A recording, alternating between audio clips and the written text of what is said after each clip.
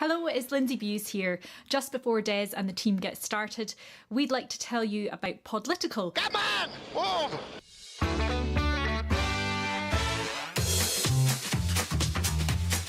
It's Breaking the News with Des Clark. I am Des Clark, and this is Breaking the News, the show that breaks the week's news and asks four opinionated panellists to put it back together again. 77-year-old Joe Biden won 10 of the 14 states on Super Tuesday to make him front-runner to be the Democratic candidate for president, which is some achievement given that most other people his age think Super Tuesday is when you get 2 fish suppers and a bottle of Iron Brew for a tenner. Starbucks have been accused of using child labour, which is a shocking revelation, but does probably explain why I never get the right change there and they can't spell Des on a cup.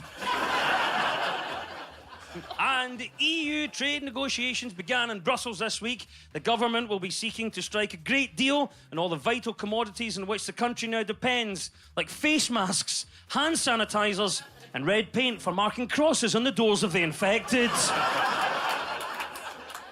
Joining me are funny man Andrew Maxwell and comedian Ashley Storey. And facing them are stand-up Lucy Porter and Scotland's premier blind comedian Jamie McDonald.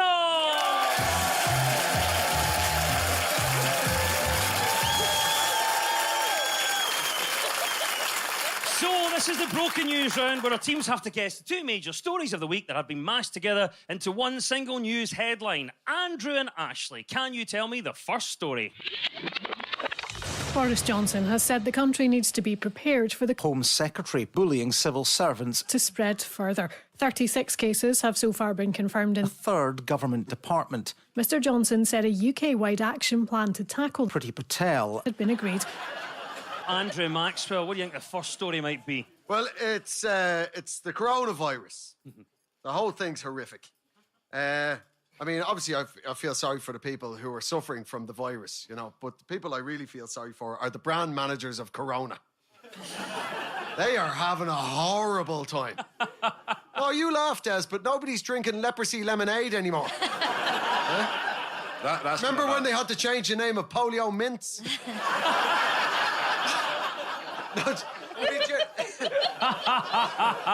It's bad. No, seriously, let's talk about it. It's a serious issue. I know. I think it's coming our way, apparently, by all accounts, but I think the UK is well placed to deal with it. Yes. Because the UK has already voted to self-isolate. So, already done that. So, First part of the mashup is, of course, coronavirus, which is ongoing. The government estimates that in a worst-case scenario, up to 80% of the population could be infected. Serious stuff. And 1/5 of the UK workforce could be off sick at the peak of an epidemic. Boris Johnson, the Prime Minister, said the single most important thing people could do was wash their hands, an approach that he's taken to the most awkward issues throughout his entire career.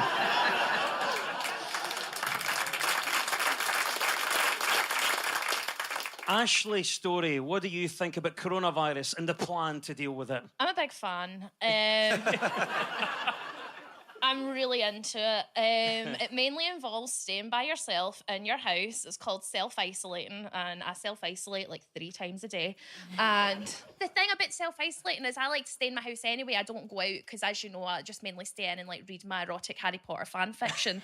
And I'm worried that I'm not allowed to get my Deliveroo men anymore, because is that still isolating if I'm ordering burgers all the time? If I get coronavirus, I'm getting it off of my Deliveroo boyfriend. That is a definite. And Lucy, are you concerned about coronavirus? I am someone who panics. I'm not good in a crisis. And the problem is all this stockpiling of stuff. I was in the supermarket and people had been buying. It was mad because there was no soap on the shelves. And you think, well, were people not washing their hands? Suddenly people are going, oh, yeah, with soap. Yeah, we'll get that. And then I came around the corner and there was a guy with a trolley entirely full of eggs. And I was like, what is that? Maybe he's trying to bung himself up in case the toilet paper does run out. You blocked him and give me a dozen of them. I don't know why. Just give me a dozen of them. Well, I think you could probably encourage people to stockpile anything. It could be quite good fun. Just go to the supermarket and just put like icing sugar in your trolley, and then people will go, oh, what does she know that we don't? Yeah. Not going to get me. I've got some speedboat oil. Is that for the engine of the speedboat or to give it a nice shine? I thought it was just a drink.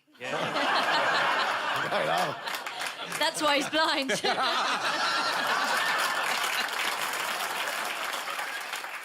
Jamie, what about you then? Have you got a plan to sort out this coronavirus? I'm using the coronavirus to my advantage because I'm officially a vulnerable member of society. So I'm category A, vulnerable. So I'm using it to get seats in trains.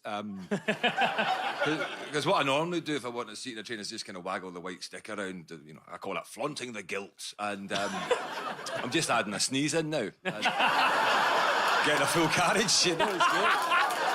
Brilliant. One way to prevent the spread of the virus is to ban large-scale gatherings. So the Scottish Liberal Democrat Spring Conference is still going to go ahead as planned.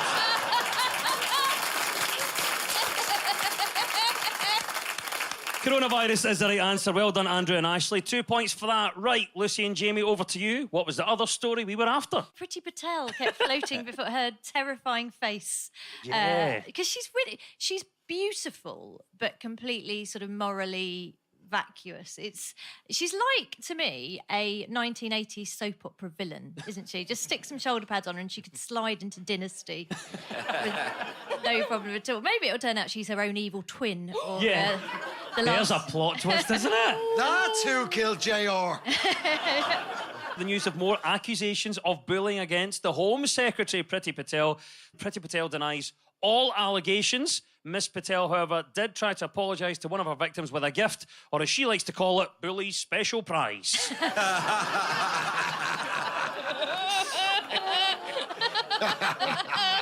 Jamie, what about this Priti Patel accused of bullying? We've got an investigation happening as we speak. Well, I mean, bullies are effectively cowards. That's what you were always told. A bully's a coward. So you got to test if she's brave or not. So take her up to London Zoo, chuck her in with the tigers, and if she stands and fights, turns out she was brave, not a bully. If she legs it, fire her.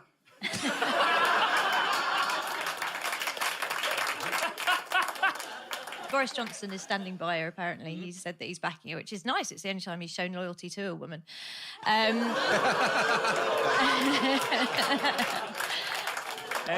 What about you, Andrew? What are your thoughts on this? Well, the government is a machine made up of people that is meant to do what the minister says because the minister's been democratically elected. But you've still got to know how to operate the machine. Yeah. Right? So, the elected official, the government minister, is the person in the car, and the car is the civil service. But if you don't know how to operate that vehicle, you can't get into a car and just scream, "Go! Go!" I don't want to be the person to defend Priti Patel, right? But I'm going to do it. Maybe, just maybe, because I've seen the thick of it. Like, I've seen Malcolm Tucker. He's said bad words and he's shouted at people and he's made people feel wee. And I'm assuming that's pretty much true to real life. Is it not just the case that a lot of these baldy old white men are quite upset that a wee woman of colour has told them what to do? And now they're like, we're being bullied. We don't like it. One of the questions was that Priti Patel was accused of shouting repeatedly at various people. Is it ever acceptable to be shouted at in your workplace? No! Shut up, Des, no! Hey, could you imagine if Alex Ferguson's hairdryer treatment hadn't been him screaming in people's faces, but had actually been him walking around like, "Hello, boys, I'm going to give you a quiff." Could you imagine how... Of course you get shouted at in your workplace. That's how you get stuff done, is by raising your voice and saying things loudly. That's how the world works. Why are people suddenly being weird about that? Des, why? I don't know!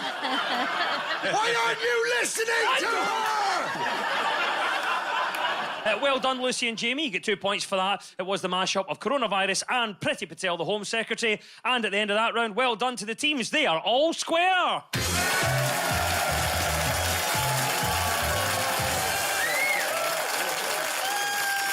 Now, so much of the news is about public opinion. So for this round, we've gone out and found some people to comment on the news. And this week, we spoke to Stefan and Christine in a running shop in Glasgow. Lucy and Jamie, what story do you think that they're on about here?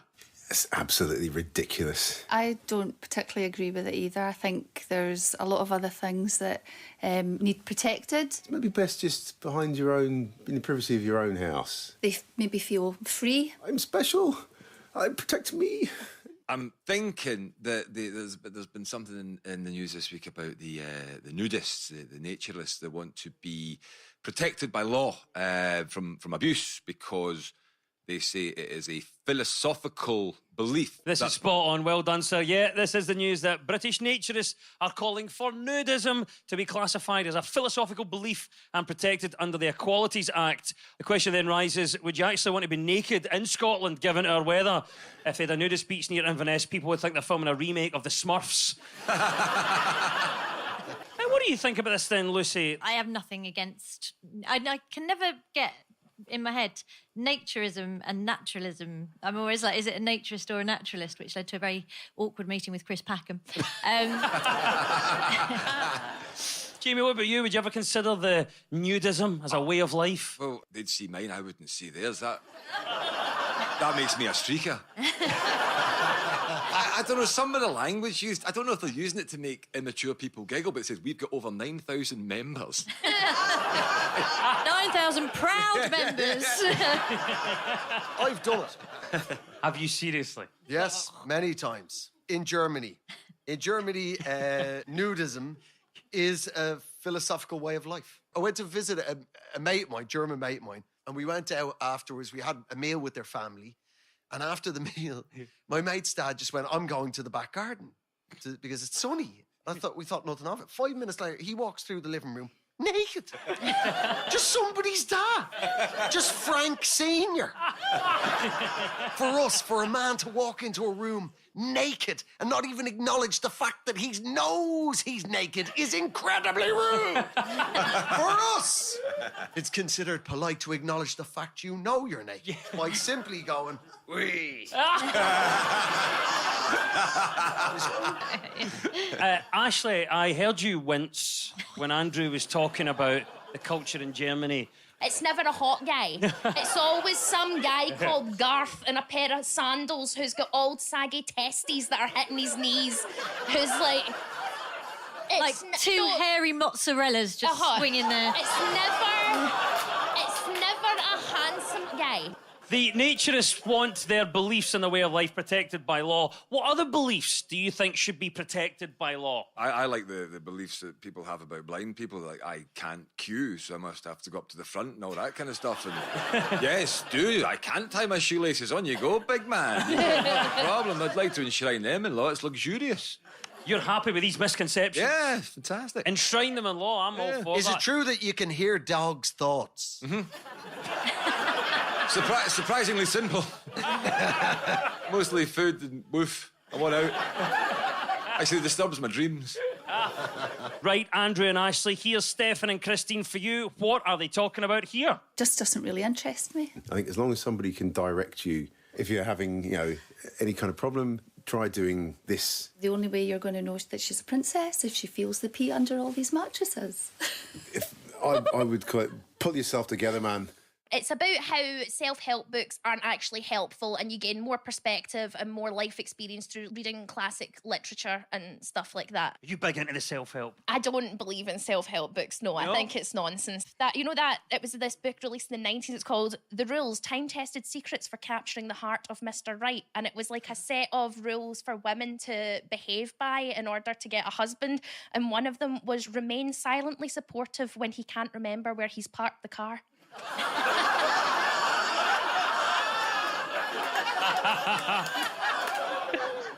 Andrew, on the issue of self-help books, have you ever used them? Have you ever read one of these? I've read one of them, yeah. They do work, but they only work because it's how causation flows. See, there's you want to make your life better. So you start looking for things that will make your life better. So you read a book that's basic, obvious stuff, get up earlier, get stuff done, and then your life improves. Because you're already trying to make your life improve. No, that Ta-da!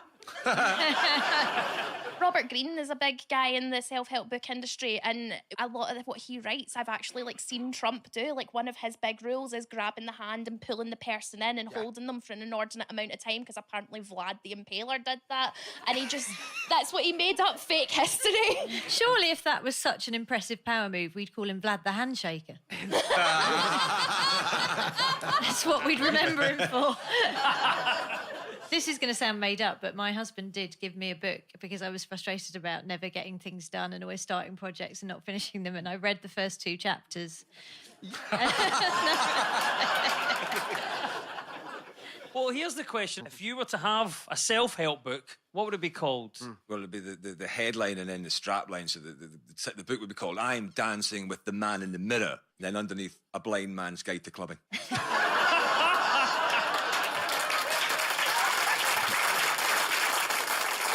The perfect self-help book.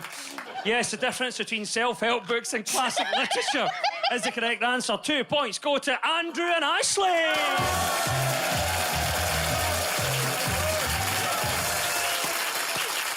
You're tuned to Breaking the News on BBC Radio Scotland with me, Des Clark. Now, this round is all about who's in the news. I'll play you a clip of a mystery person. All you have to do is tell me who it is. So, Andrew and Ashley, you're first this time. Who is this? There is no escaping the fact that politicians, business leaders and journalists have a gigantic responsibility. Is it Carrie Symonds, who is Boris Johnson's fiancée and is pregnant, thus proving that Boris Johnson has many failed exit strategies? Carrie Symonds hit the headlines this week announcing that she is to marry boyfriend Boris Johnson and that she's due to have a baby with him later this year. What do you think? Are you excited, Ashley, about this news? I don't get excited for my friends getting pregnant, never mind some woman who's got pregnant to her boss. That's creepy and weird. She worked for them. She worked for the Tory party, and she's younger than me, and she's preggo with her Prime Minister's baby, who is still married and not divorced yet, and they're engaged. It's like Game of Thrones, only they're no brother and sister, so it's all right, apparently.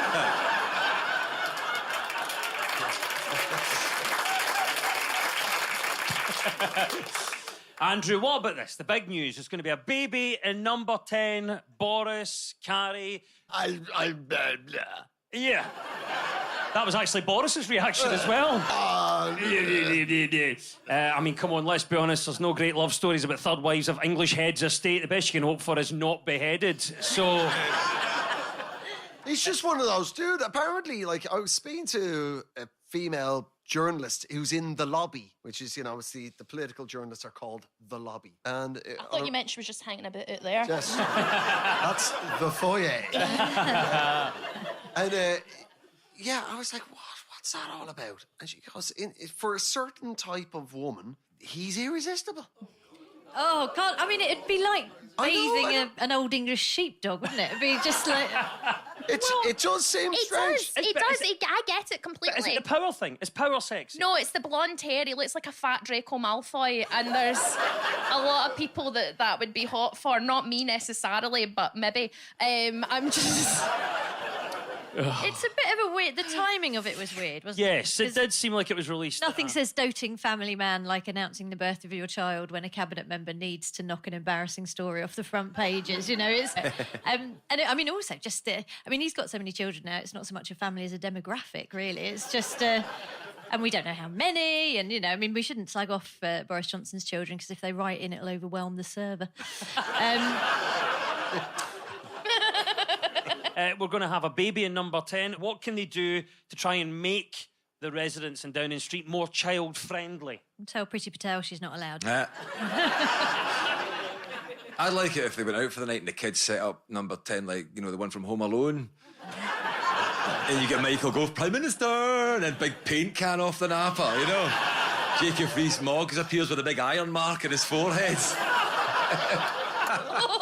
2 points go to Andrew and Ashley for identifying that was indeed Carrie Symonds. Right, Lucy and Jamie, it's your turn now. Who is this and why are they in the news? Jeremy Paxman didn't talk to me for a week after he caught me drinking from his Snoopy mug. It's Kirsty Walk. It's absolutely Kirsty Walk, yes. Yeah, and she claims that regularly she digs up other passengers for being rude to staff. And the sleeper And this is true, yes, and you've correctly identified Kirsty Wark, friend of the show, sometime panellist in Breaking the News, who was in the news herself this week after telling a reporter that she is prepared to confront troublesome customers on the Caledonian Sleeper train who are abusive towards the staff. And it's good of Kirsty to stick up for the train staff, as it is a tough job they have to do, and it would be even tougher if they had to run the trains on time.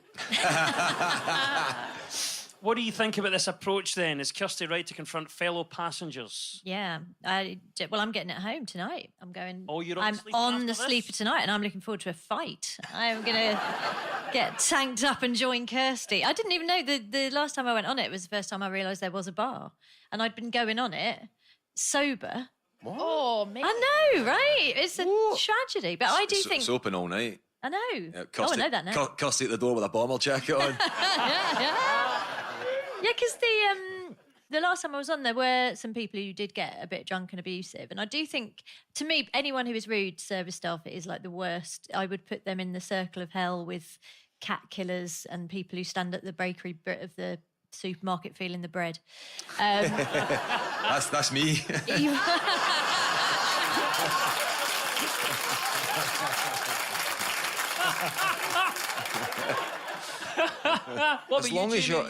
As long as she's not steaming as well, because that undermines it. If one drunk guy's going, "Oh, well, bring me my pint," and her going, "You shut up! She'll bring you the pint when he wants it," you know. So she has to have some moral high ground in this. That's all I'm saying. Well, I'd like to see her absolutely steaming a Newsnight. That'd make you watch it, wouldn't it? That's why she goes down. I don't understand that. The maths don't work out, because I think she must be doing it just to police it. Because she says, "I get the train down to do Newsnight." That train gets into London at 6 in the morning. Newsnight's on at 11 at night. So why is she getting the sleeper? Oh, it's true. The blind can really work things out. Yeah. No. Yes. He's like a special detective, a blind detective. I heard it from my dog.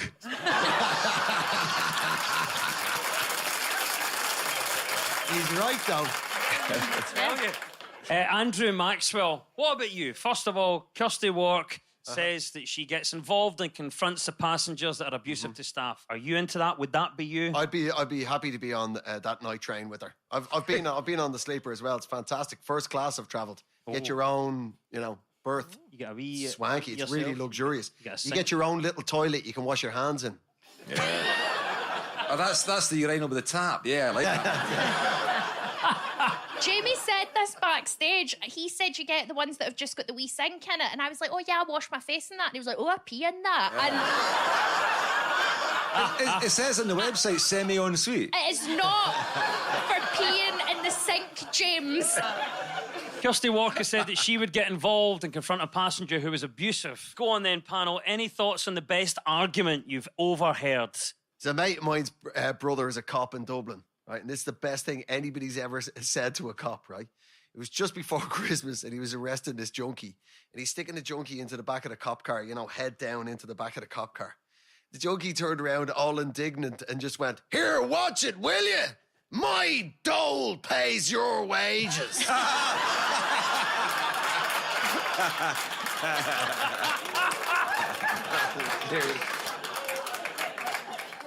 I heard a beauty in Central Station. I think it was loosely based around immigration, and it was two semi-drunk guys talking.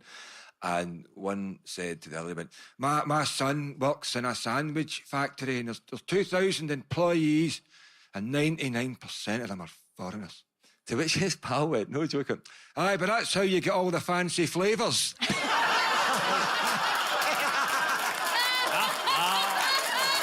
Yes. Beautifully summed up. It's a perfect snapshot of life in Scotland. I love that.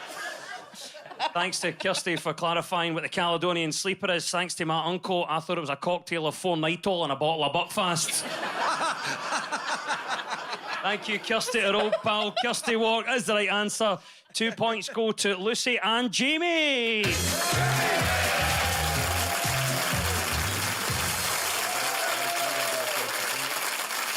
And And it's time now for our final quickfire round, which is all about deciphering the numbers in the news. I'll read out a headline. All the teams have to do is fill in the blanks. So get ready, teams. When we run out of time, you'll hear this. I haven't touched my face in weeks. Fingers on buzzers, teams. Here we go. 19% of kids have had a bad dream about what? Priti Patel. 90% of kids have had a bad dream about what? Being one of Boris Johnson's children. Statistically, they probably might be. It's You going never to know. happen, isn't it?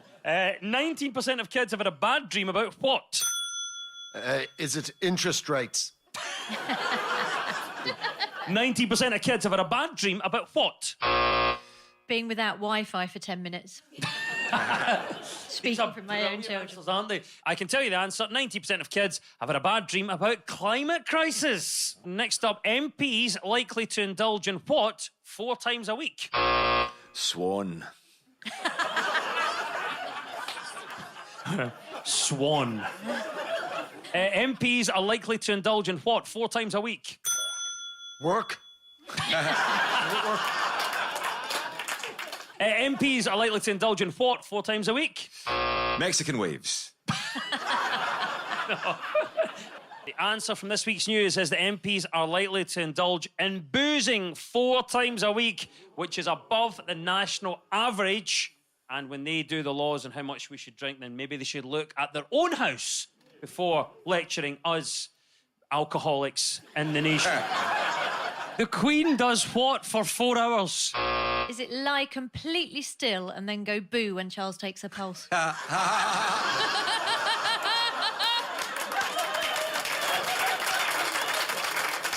A beautiful answer. But can we get to the heart of the matter? The Queen does what for 4 hours?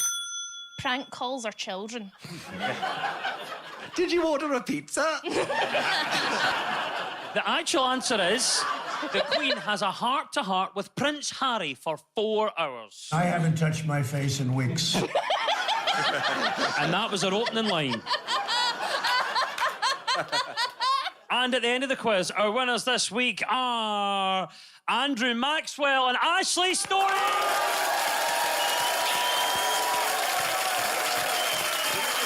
And commiserations to Lucy Porter and Jamie McDonald.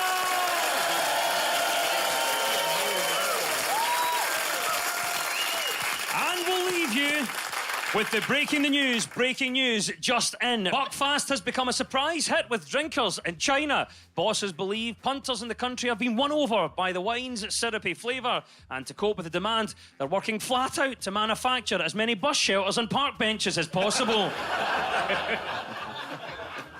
A Scottish hairdressing group has decided to remove all glossy gossip mags from its salons and replace them with classic novels. So it looks like it's goodbye, hello, and hello, goodbye, Mr. Chips. That might be the cleverest joke we've ever done on this show. And a woman from the United States was left devastated as she discovered the plant she'd been watering for 2 years was actually made of plastic.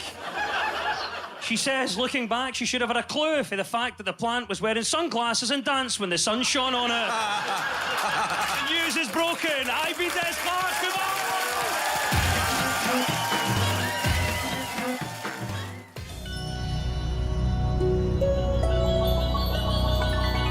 Swan.